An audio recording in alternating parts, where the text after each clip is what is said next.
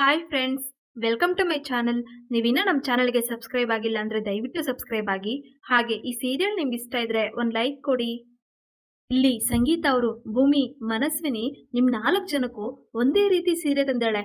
ನಾವು ಅವಳು ತಂದಿರೋ ಸೀರೆನೇ ಉಡ್ಕೊತಾ ಇದ್ದೀವಿ, ನೀನು ಅವಳು ತಂದಿರೋ ಸೀರೆನೇ ಉಡ್ಕೋ, ಅವಳಿಗೆ ಖುಷಿ ಆಗತ್ತೆ ಅಂತ ಹೇಳಿದಾಗ ಅಪೇಕ್ಷಾ ಅವ್ರು ಹೋಗಿ ಆ ಸೀರೆನ ಕಿತ್ಕೊಂತಾರೆ. ಈಗ ಸಂಗೀತ ಅವರು, ಏ ಅಪ್ಪು, ಭೂಮಿಗೆ ತಂದಿರೋ ಸೀರೆನ ಯಾಕೆ ಕಿತ್ಕೊಂತಾ ಇದ್ದ ನೀನು ಅಂತ ಹೇಳಿದಾಗ ಅಪೇಕ್ಷಾ, ಅಮ್ಮ ಅವಳಿಗೆ 150 ರೂಪಾಯಿದೋ 210 ರೂಪಾಯಿದೋ ಸೀರೆ ಕೊಡ್ಸಮ್ಮ, ಆ ಸೀರೆ ಉಡ್ಕೊಳ್ಳಿ, ಅವಳು ಇಷ್ಟು ಕಾಸ್ಟ್ಲಿ ಸೀರೆ ಉಡ್ಕೊಳ್ಳೋ ಯೋಗ್ಯತೆ ಅವಳಿಗಿಲ್ಲ ಅಂತ ಹೇಳಿದಾಗ ಅಜಿತ್ ಅವರು, ಅಪೇಕ್ಷಾ, ಅಜಿತ್ ನಾರಾಯಣ್ ಹೆಂಡತಿ ಅವಳು ಹೂ ಅಂದ್ರೆ ಲಕ್ಷಾಂತರ ರೂಪಾಯಿ ಸೀರೆ ಬಂದು ಮುಂದೆ ಬಿದ್ದಿರುತ್ತೆ, ಯೋಚನೆ ಮಾಡಿ ಮಾತಾಡು.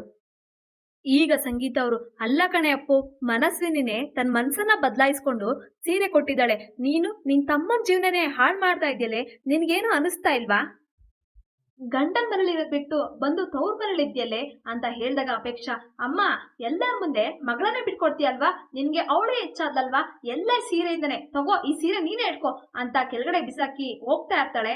ಅಪ್ಪ, ನಾನು ಈ ಮನೆ ಬಿಟ್ಟು ಹೋಗ್ತಾ ಇದ್ದೀನಿ, ಇಲ್ಲಿ ಇರಲ್ಲಪ್ಪ ನಾನು ಅಂತ ಹೇಳಿದಾಗ ರಾಮ್ ನಾರಾಯಣ್ ಅವರು, ಅಪ್ಪು ನೀನು ಆ ಸಂಗೀತ ಮಾತು ಕೇಳ್ಕೊಂಡು ಮನೆ ಬಿಟ್ಟು ಹೋಗ್ತಾ ಇದ್ಯಾ, ನೀನು ಹೋಗು ಅಪ್ಪು, ರೂಮಲ್ಲಿ ಹೋಗಿ ರೆಸ್ಟ್ ಮಾಡು ಅಂತ ಅಪೇಕ್ಷನ ರೂಮಿಗೆ ಕಳಿಸ್ತಾರೆ.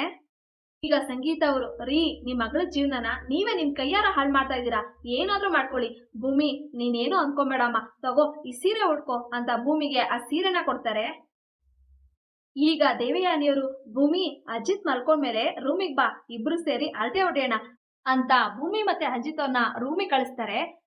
ಈಗ ದೇವಯಾನಿಯವರು, ಸಂಗೀತ, ಮಗ ಸೊಸೆ ಪೂಜೆ ಕುತ್ಕೊಳ್ಳಿ ಅಂತ ಹುಷಾರಿಲ್ಲ ಅಂತ ನಾಟಕ ಮಾಡ್ತಾ ಇದೆಯಲ್ವಾ, ನೋಡ್ತಾ ಇರು, ನಿನ್ ಸೊಸೆಗೆ ನಿಜವಾಗ್ಲೂ ಹುಷಾರಿಲ್ದಿರೋ ರೀತಿ ಮಾಡ್ತೀನಿ, ಅಜಿತ್ ಭೂಮಿ ಕತ್ತಿಗೆ ತಾಳಿ ಕಟ್ತಲೇ ರೀತಿ ನೋಡ್ಕೊಂತೀನಿ, ನೋಡ್ತಾ ಇರು ಅಂತ ದೇವಯಾನಿಯವರು ಹೇಳ್ತಾರೆ.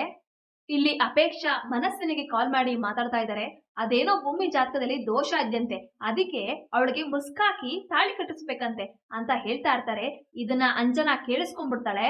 ಈ ಕಡೆ ಅಜಿತ್ ಅವರು, ಇವಳು ಎಲ್ಲಾರ್ಗು ಒಂದೇ ರೀತಿ ಸೀರೆ ತಂದೇಳಂದ್ರೆ ಇದ್ರಲ್ಲಿ ಏನೋ ಸ್ಕೀಮ್ ಇದೆ, ಇವಳೇ ಏನೋ ಪ್ಲಾನ್ ಮಾಡಿದಾಳೆ, ಹುಷಾರಾಗಿರ್ಬೇಕು ಅಂತ ಹೇಳ್ತಾರೆ.